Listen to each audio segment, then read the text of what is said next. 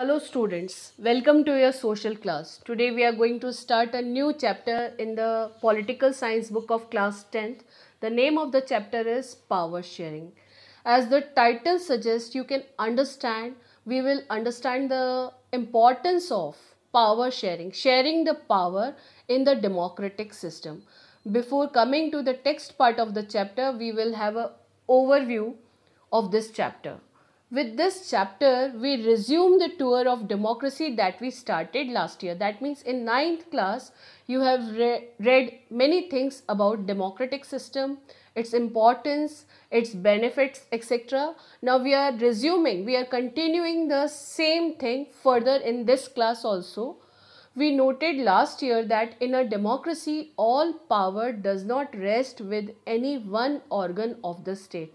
That you have already read last year, that power is shared in a democratic system among different organs of the government.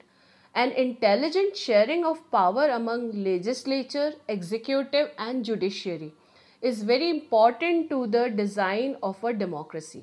In this and the next two chapters, we carry this idea of power sharing forward. So, last year you have read about the power sharing among these three organs, and in 10th class again you will know more about these ideas of power sharing. We start with two stories from Belgium and Sri Lanka. So, in 10th class, in the first chapter only, you will understand the value of power sharing, the importance of power sharing in the democratic system through the examples of two different countries. One is Belgium and one is Sri Lanka. Both these stories are about how democracies handle demands for power sharing. The stories give some general conclusions about the need for power sharing in democracy. This allows us to discuss various forms of power sharing that will be taken up in the following two chapters. After this chapter, in next two chapters, we will know about the various forms of power sharing. But first in this chapter, we will understand the importance of power sharing and the need of power sharing, why it is needed through the case studies of these two countries, Belgium and Sri Lanka. So, this is the beginning of the chapter. First, we will know about Belgium.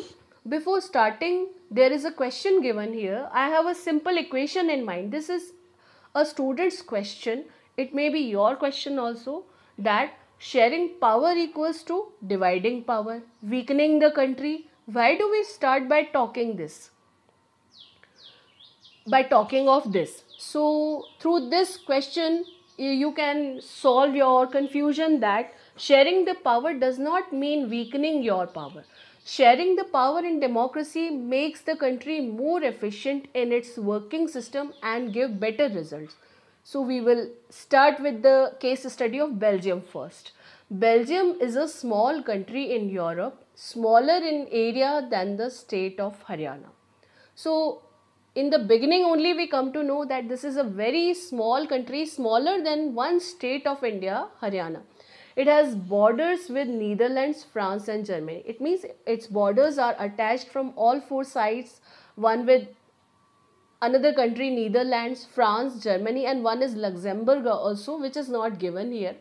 It has a population of a little over 1 crore, about half the population of Haryana. So we can understand how small this country is, that its population is just half the population of the state Haryana of India. Now next is the ethnic composition of this small country is very complex. Now what is ethnic composition? Here the meaning of ethnic is also given in your book in the glossary. Ethnic means a social division based on shared culture. People belonging to the same ethnic group believe in their common descent because of similarities of physical type or of culture or both. They need not always have the same religion or nationality. So in simple words, we can say, what is ethnicity? Ethnicity means the particular group of a society belonging to the same culture, following the same language and traditions, and they do not need to have same religion or same nationality, but they are following the same language because they are living in a particular area with each other. So this is how ethnic composition is made. And in this country, the ethnic composition, the various language speaking people are different, and it is very complex in nature. Of the country's total population, we are talking about Belgium here, of the total country's population, 59% lives in the Flemish region and speak Dutch language.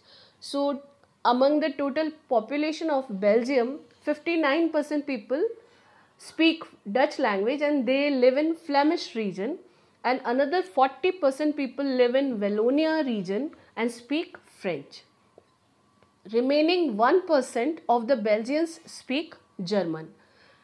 So, and in the capital city Brussels, 80% people speak French while 20% are Dutch speaking. Just opposite condition to the remaining nations condition. In the whole nation, Dutch speaking are more, but in the capital city Brussels is the capital of Belgium. In capital city, French speaking are more. They are 80% and Dutch speaking are only 20%. Here with the map and composition we can understand this situation better. This is Belgium's map, and in this orange part represents Brussels, its capital city. You can see this orange part here. And this red part is a Walloon region where 40% people are living who are French speaking. And this Flemish yellow region is Flemish region where Dutch speaking people are living, and they are 59%. And this lining part is of the German speaking people, who are only 1% of the overall population who are speaking German. So I think you have understood it properly how the Belgium's ethnic composition is there.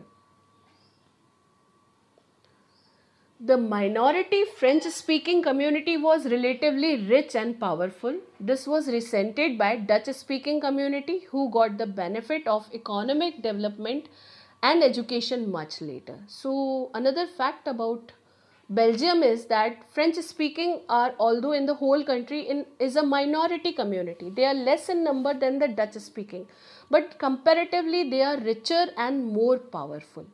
And this was the reason of anger for Dutch-speaking community, who got the benefit of economic development of the country and benefit of education much later than the French-speaking community. This led to tensions between both the communities, Dutch-speaking and French-speaking communities, during the years 1950s and 60s. The tension between the two communities was more acute in Brussels.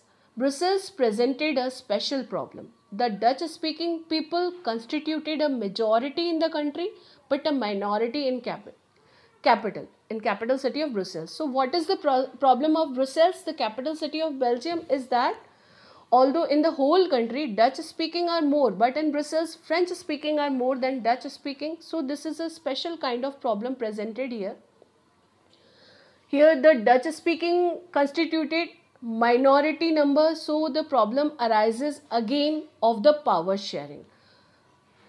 Now we are coming to Sri Lanka after the introduction of the Belgium, and still the problem solving portion is left about how Belgium's problem is solved. But first we will understand the ethnic composition of Sri Lanka, another country. This is a South Asian country.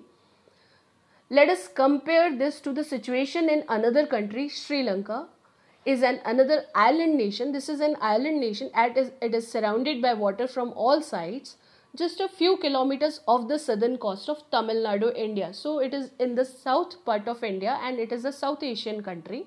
It has about 2 crore people. 2 crore people, about the same as in Haryana. Like other nations in the South Asia region, Sri Lanka has a diverse population. So it has also its ethnic composition. Its population is also belong to different language speaking people. The major social groups are the Sinhala speakers. They are 74% of the total population, and the Tamil speakers are 18% of the total population, much less than Sinhala speakers. Among Tamils, there are two subgroups. Tamils are also divided in two groups. Tamil natives of the country. Natives means the people who belong to the same country. The Tamil speakers of the Sri Lanka only, and they are called Sri Lankan Tamils. They consist 13% of the country's population out of 18% Tamil speaking. So rest 5% Tamils are those whose forefathers came from India as plantation workers during colonial period are called Indian Tamils. So the rest 5% people are called Indian Tamils. As you can see from the map, Sri Lankan Tamils are concentrated in the north and east of the country. Most of the Sinhala speaking people are Buddhist, while most of the Tamils are Hindus or Muslims. There are about 7% Christians who are both Tamil and Sinhala. So here we are understanding the remaining composition of Sri Lanka here. First we will see the map. This is the map of Sri Lanka, ethnic communities of Sri Lanka. You can see Sinhalese are maximum in yellow part. They consist 74% of the Sinhala speakers in the country. Sri Lankan Tamils are in orange color. They mostly live in the north and eastern parts of the country, and they consist of 18%, and this brown part is Indian Tamils in the northern part only. Only 5% of the 18% people, and Muslims are very less. They are looked in brown dots in the yellow portion. They are Muslim Tamils. So again we will come to the composition of Sri Lanka.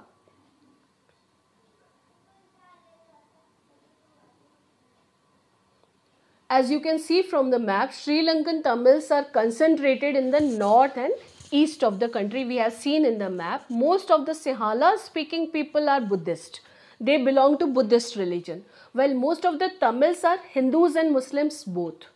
There are about 7% Christians who are both Tamils and Sinhala. So this is the complex ethnic composition of Sri Lanka.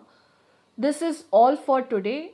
The next part of the chapter we will take tomorrow. Till then, I want that you read the chapter again and try to understand what the chapter's beginning is saying. Then you can understand better the next part of the chapter. Till then, thank you.